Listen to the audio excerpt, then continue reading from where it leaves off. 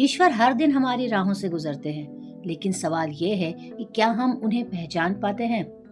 जरा अपने आप से ईमानदारी से आप पूछिए, जिस ईश्वर को हम मंदिरों, चर्चों, गिरजाघरों, मस्जिदों में ढूंढते हैं, जिसके लिए हम उपवास रखते हैं, भजन गाते हैं, प्रार्थनाएं करते हैं, क्या वह सच में कहीं आसमान के किसी छुपे हुए कोने में बैठे हैं? या फिर क्या ऐसा हो सकता है कि वह यहीं हमारे पास खड़े हों और हम उसे देख नहीं पा रहे हों? क्या यह संभव है कि भगवान रोज हमसे मिलने आते हैं और हम बिना जाने उनके पास से गुजर जाते हैं? सवाल दिखने में सरल लगता है, लेकिन उसका जो उत्तर है वो बहुत ही ज्यादा गहरा और जीवन परिवर्तनकारी है। जब आप इसे जान लेंगे तो फिर कभी जीवन को पहले जैसे नहीं देख पाएंगे। दोस्तों, आपको मेरे साथ इस यात्रा पर अंत तक बने रहना है, क्योंकि जिस क्षण आप वह देख लेंगे उसी क्षण आपका जीवन बदल जाएगा। अगर यह चिंतन आपको अच्छा लगे तो इस वीडियो को लाइक जरूर करिएगा। चैनल धर्म और ज्ञान को सब्सक्राइब भी कर लीजिएगा। इस संदेश को उस व्यक्ति तक पहुंचाएं जिसे आज इसकी सबसे ज्यादा जरूरत है। और हाँ, कमेंट में हमें जरूर बताइएगा कि हम दुनिया के किस कोने से इसे सुन रहे हैं। अब चलिए इस अद्भुत सी यात्रा की शुरुआत करते हैं। हमारी ही जिंदगी का रूप धारण करके जरा सोचिए, हर सूर्योदय, हर सांस, हर मुस्कान और यहाँ तक कि हर संघर्ष भी ईश्वर का हमारे जीवन में आने का ही एक तरीका है। लेकिन सवाल यह है कि अगर भगवान हर समय हमारे साथ है, या तो फिर हमें पर हमेशा उसकी उपस्थिति क्यों महसूस नहीं हो पाती? सच्चाई ये है कि हमारी भौतिक आंखें केवल दृश्य जगत को ही देख सकती हैं, पर जो सूक्ष्म है, जो अदृश्य है, उसे केवल आत्मा ही अनुभव कर सकती है। और आत्मा कब जागती है? वह कब जागती है जब हम भीतर की शांति को खोजते हैं, जब हम अपने मन को स्थिर करते हैं, जब हम स्वयं को सही मायनों में पहचानते हैं। उसका असली स्वरूप है वह शुद्ध चेतना जो हर जगह व्याप्त है। यदि आप किसी भी व्यक्ति के भीतर गहराई से झांकें तो आपको वहां भगवान ही मिलेंगे, क्योंकि वह हर प्राणी में, हर क्षण में और हर अनुभव में मौजूद हैं। तो फिर हम उन्हें पहचाने कैसे? शायद वह आपकी माँ के उस मौन भाव में है, जहाँ बिना कुछ कहे वह जान लेती है कि आपको भूख लगी है। शायद वह किसी अजनबी की मुस्कान में हो, या किसी अप्रत्याशित दयालुता में। शायद वह उस हल्की सी फुसफुसाहट में हो जो आपको गिरने के बाद दोबारा उठकर कोशिश करने के लिए कहती है। शायद वह उस आलिंगन में है जो टूटते हुए दिल को सहारा देता है और कानों में धीरे से कहता है, सब ठीक हो जाएगा। एक महान शिक्षा के नाते, एक महान व्यक्ति होने के नाते, अगर आप भी ये समझ पा रहे हैं तो आप सच में महान हैं, क्योंकि ईश्वर की आवाज कभी शोर मचाकर नहीं आती, वह हमेशा मौन और स्थिरता में सुनाई देती है। क्या कभी आपने कभी किसी के साथ ऐसा महसूस किया है तो जरूर बताइएगा। पर अफसोस, हम अक्सर जीवन की व्यस्तता, तनाव और बिखरी हुई भागदौड़ में उलझ कर उसकी उपस्थिति को पहचान नहीं पाते, या फिर अनदेखा कर जाते हैं। शिकायत करते हैं कि भगवान हमसे दूर क्यों लगते हैं, लेकिन सच्चाई यह है कि वह तो हर क्षण हमें पुकारते रहते हैं, बस हमने सुनना बंद कर दिया है। तो वह पर्दा हटने के लिए तैयार है, भगवान को हमारी आंखों से छुपा देता है। सोचिए, जैसे आंखें बंद करने से आपके सामने खड़ा व्यक्ति गायब हो जाता है, वैसे ही भगवान को ना देख पाने का अर्थ यह नहीं है कि वह अनुपस्थित है, यानी कि वो प्रेजेंट है ही नहीं। वह हमेशा यही है, बस हमारी दृढ़ इच्छाओं, अहंकार, लोभ और भय से ढक जाती है उसकी ऑरा। यूनिवर्स में किसी को प्रेम की दृष्टि से देखो और तुम उसमें ईश्वर को देख पाओगे। दृष्टिकोण बदलते ही ईश्वर हर जगह प्रकट होने लगते हैं। दूध वाले की सादगी में, किसी दुकानदार की सेवा में, कक्षा में पढ़ने वाले शिक्षक में, या सड़क पर चलने वाले साधारण से इंसान में। भगवान बादलों से उतरकर प्रकाश की किरणों में हमारे पास नहीं आते, वो तो हमारे सामने उन असंख्य चेहरों में आते हैं जिससे हम रोज टकराते हैं। कभी पिता की शांत शक्ति में, कभी माँ की निस्वार्थ देखभाल में, कभी दोस्त की हंसी में, तो कभी प्रेमी की गहरी तड़प में। तो अगर आपको भी समझ नहीं आ रहा है कि आपके ईश्वर कहाँ हैं, मंदिर में हैं, गिरजाघरों में हैं या मस्जिदों में हैं, तो बस आपको एक काम करना है, अपनी सांसों में, अपने कर्मों में। सच्चाई यही है, ईश्वर हमें हर दिन मिलने आते हैं। पर उन्हें पहचानने के लिए हमें एक शांत मन और एक खुला हृदय चाहिए।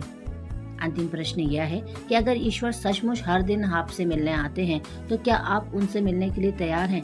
क्या आपका मन, क्या आपका जीवन, क्या आपका हृदय इतना स्पष्ट और सच्चा है कि जब वह आपके सामने खड़े हों तो आप उन्हें पहचान पाएं? हम अक्सर चमत्कार की उम्मीद करते हैं, आकाश से बिजली चमकने की या गगनभेदी आवाज सुनने की, लेकिन जो यूनिवर्स है वो हमें ईश्वर कोई चमत्कार नहीं दिखाते हैं। वह सबसे साधारण चीज है, जैसे साधारण है कि हम उन्हें बार बार अनदेखा कर देते हैं।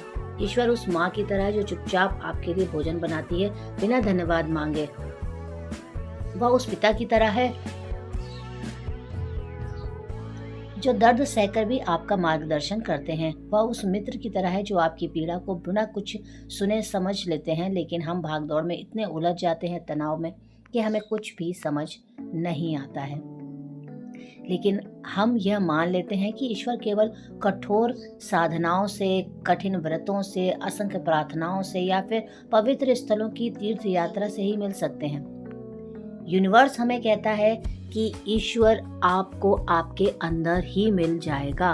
बस आपको ईश्वर को बोलना, उससे कनेक्ट करना आना चाहिए। ये पूरा ब्रह्मांड आपके लिए खड़ा है, आपको देने के लिए खड़ा है, आपके साथ खड़ा है। बस आपको 2 मिनट का समय उस ईश्वर के लिए निकालना है और धीरे धीरे आप उस ईश्वर को पहचान लेंगे, समझ जाएंगे, जान जाएंगे। आपको महसूस होगा कि हर पल ईश्वर आपके साथ है। जब भी आप मुसीबत में हैं, ईश्वर आपके साथ खड़ा है। आपने एक पुकार लगाई और ईश्वर आपके सामने आ गया। करना क्या है आपको? समझते हैं अब इसको। हम सबसे पहले तो हमें अपनी ऑरा को क्लीन करना है, अपने अंदर की सारी नेगेटिविटी को दूर करना है। हमें अच्छा बोलना है, अच्छा करना है, दूसरों के प्रति हमें अपना अच्छा व्यवहार रखना है, अपने बड़ों छोटों को सबके साथ हमें अच्छा करना है। बुरी सोच नहीं रखनी है, नेगेटिविटी आपके अंदर नहीं होनी चाहिए। जब भी आपको कोई भी चीज़ ईश्वर से चाहिए, यानी कि यूनिवर्स से चाहिए, तो बस आपको एक नियम बनाना है। सुबह उठते से, जब आप सुबह उठते हैं, सबसे पहले आप शीशे के सामने खड़े हो जाइए और किसी भी 10 चीज़ों के लिए जो भी आपके दिमाग में आ रही हैं, सबसे पहले उस 10 चीज़ों के लिए उस ऊपर वाले का, उस ईश्वर का आपको दिल से धन्यवाद देना है, उसको ग्रेटिट्यूड देना है। दिल से कहना है कि आपने मुझे ये अच्छा जीवन दिया, इसके लिए धन्यवाद। आपने मुझे माँ बाप दिए, उसके लिए धन्यवाद। भाई बहन दिए, पति दिया, शिक्षा दी, अच्छा रूप दिया, जो कुछ भी आपके पास है, घर, गाड़ी, बंगला, पैसा, बैंक बैलेंस, जो कुछ भी आपके पास है, उस हर एक चीज़ के लिए आपको ईश्वर का धन्यवाद करना है। दूसरा, आपको जीवन में क्या चाहिए, किस चीज़ की आपको ज़रूरत है, उसे शीशे के सामने आपको बोलना है। कैसे बोलना है? सपोज मुझे एक नई जॉब चाहिए, यह आपका क्वेश्चन है, तो आपको कैसे बोलना है? थैंक यू भगवान जी, आपका बहुत बहुत शुक्रिया मुझे नई जॉब दिलाने के लिए। इस कंपनी में, इस पोस्ट पे मेरी जॉब लग गई है, जिसके लिए दिल से आपका शुक्रिया। मेरी शादी नहीं हो रही थी, मेरी शादी तय हो चुकी है, इसके लिए आपका बहुत बहुत शुक्रिया।